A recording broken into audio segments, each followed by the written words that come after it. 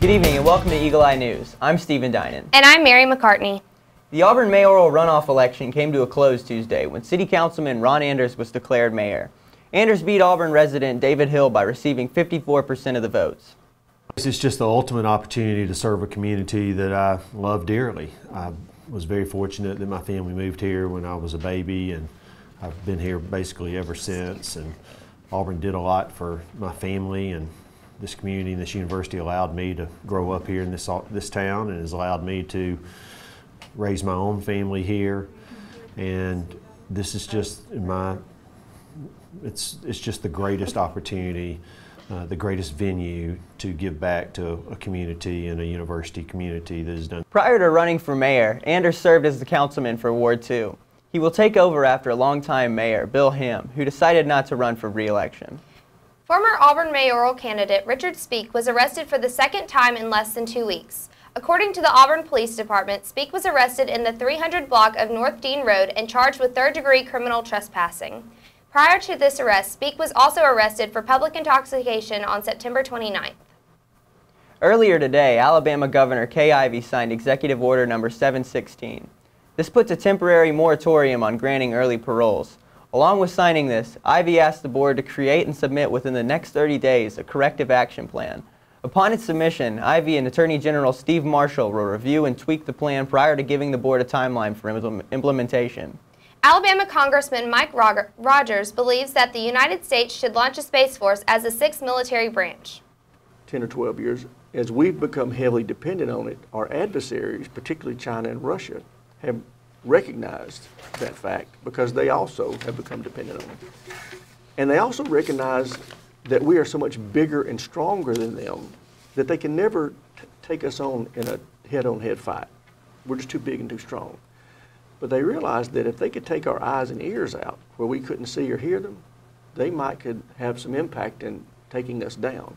So they have really devoted a much larger percentage of their defense spending to offensive capabilities that would take out or damage or hinder our satellites from affecting their mission. And they have really developed a lot of advancements to the point at which, while over the last 25 or 30 years, even longer, we have been dominant in space by far. They have closed that gap to where they are now our peers in space because we've been moving so slowly on this front. So what our committee did after about 3 years of reviewing this problem, we came to the realization that the only way we're going to be able to better defend ourselves against our adversaries is to create a separate service that's focused just on space dominance. Right now it's being done primarily out of the Air Force as one of the Air Force's 12 different missions. It no longer can be just one of 12. It's got to be somebody's #1 mission. And it's literally a matter of our national security. And we passed it out of the House a year ago calling for this separate service.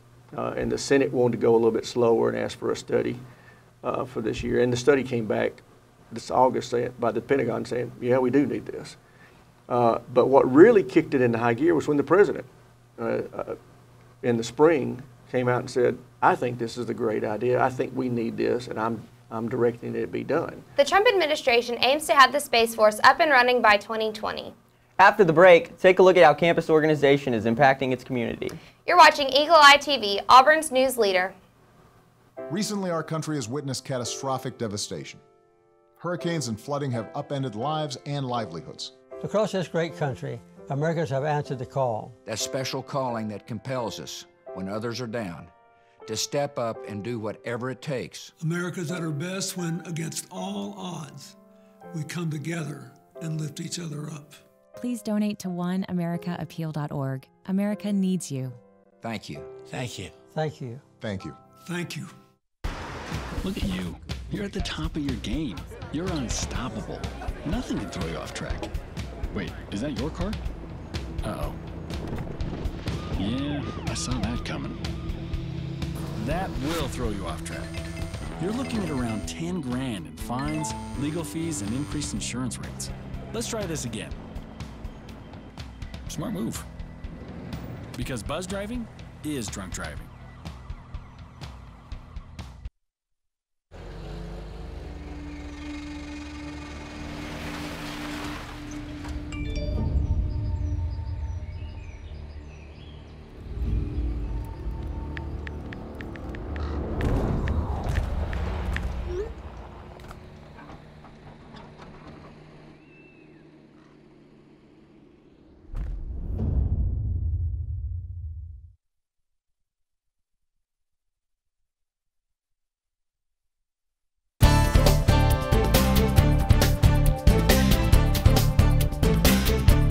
The International Justice Mission is one of the largest anti-slavery organizations in the world, and their student-led chapter at Auburn is serious about fighting sex trafficking.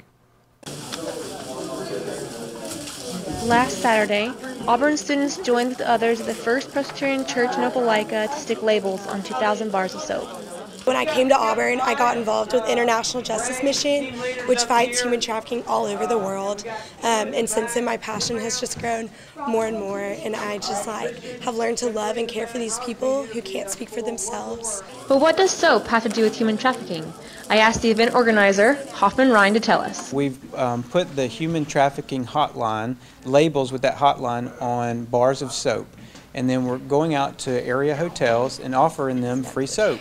Often the bathroom is the only place where girls that are trafficked have any kind of privacy.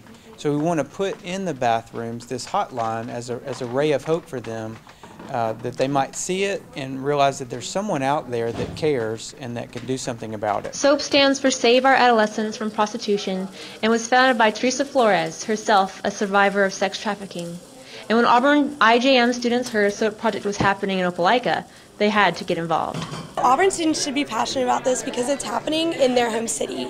Like right now we're in Opelika, 10 minutes away from campus, and we're about to go and intervene in places where trafficking is actually happening.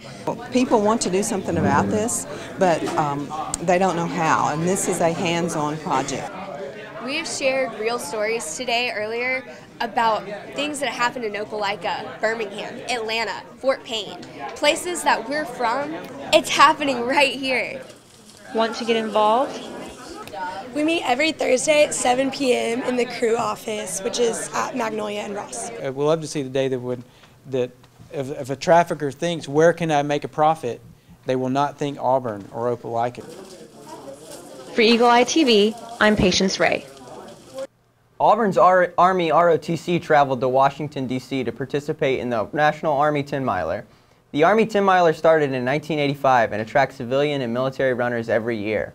The course explores sites around the city, running by museums, memorials, and government buildings. Auburn's ROTC program brought a group of 8 cadets to compete. The Army 10-miler is a 10-mile race the Army puts on to begin their really the biggest week of the Army per se. It kind of kicks off a week of esprit de corps and kind of an update from the Secretary of the Army of the state of the Army, where it's at, and then also kind of bridging the gap between the Army's future command and then where the Army is now.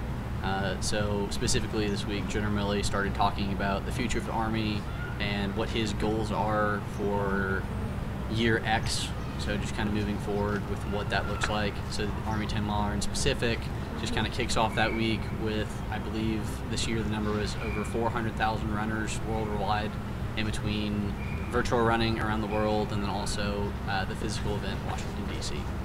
This was Auburn's very first time actually sending a team, so we were really excited to send our cadets and engage them in what the Army actually is and the spirit that encompasses. So I believe about 4 to 6 months we spent just every single week. We progressively ran longer runs every Monday, kind of completing that 10-mile goal, and then a lot of people were very apprehensive at the beginning, but then towards the end really accomplished big things. So we were really proud of all of our runners for sure.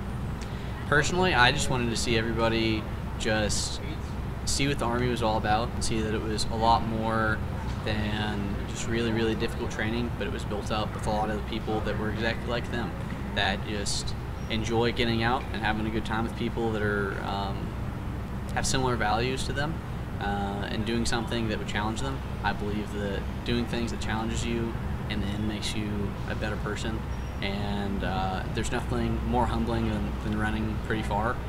So at the end of the day, I think we accomplished the mission. I think that each cadet found their limit or exceeded it and found a new limit, which was exciting, but also got to see people who still weren't done.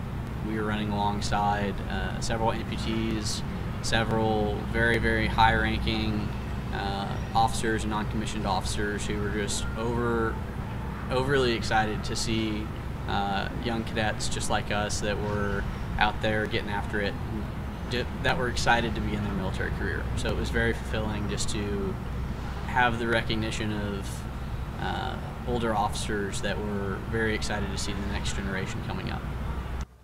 The first from the Auburn team to finish was sophomore Joel Burke, who completed the 10 miles in 1 hour and 17 minutes. Right behind Burke was senior and captain Cody Bristol with a time of 1 hour and 19 minutes. All of the runners from the Auburn team completed the course in under 2 hours. After the break, see what a deputy in California does when a pig gets loose in the streets. You're watching Eagle Eye TV, Auburn's news leader. I believe this is a practical world and that I can count only on what I earn. Therefore, I believe in work. Hard work.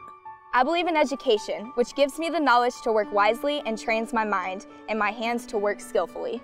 I believe in honesty and truthfulness, without which I cannot win the respect and confidence of my fellow men. I believe in a sound mind, in a sound body, in a spirit that is not afraid, and in a clean sport that develops these qualities. I believe in obedience to the law because it protects the rights of all. I believe in human touch, which cultivates sympathy with my fellow men and mutual helpfulness and brings happiness for all. I believe in my country because it is a land of freedom and because it is my home, and that I can best serve that country by doing justly, loving mercy, and walking humbly with my God. And because Auburn men and women believe in these things, I believe in Auburn and love it.